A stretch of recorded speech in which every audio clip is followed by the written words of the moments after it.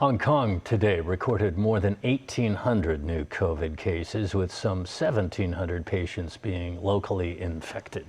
In view of the rising number of new infections, existing social distancing measures will be extended until July 13th. Caleb Leung has details.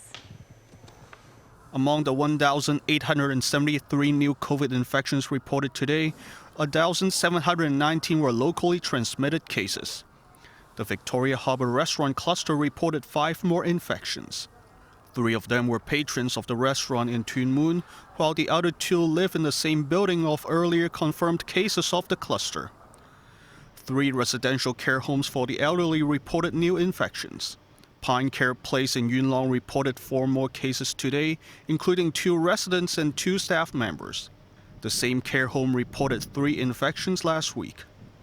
Schools in the city reported 464 new cases, with 7 schools having to suspend some of their classes.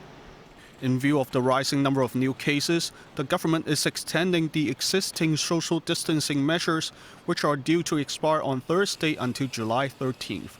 As the effective period of existing measures will go beyond June 30th, the last day of the current government's term of office, the current administration has consulted the Chief Executive-elect's office over the decision. Measures to assist foreign domestic helpers and their employers to cope with the pandemic will also be extended, such as a measure to defer a helper's return to the place of origin. Currently, a helper on a renewed contract with the same employer or due to start a new contract with a new employer may apply for deferring return to the place of origin for not more than a year after the existing contract ends. In view of the pandemic, helpers who cannot return to their place of origin within the 1-year period may apply for a further extension of the limit of stay until the end of the contract. Meanwhile, for all helpers' contracts expiring on or before September 30th, their employment period can be extended for a maximum of 6 months. Applications for further extension of contracts which have already been extended will not be considered.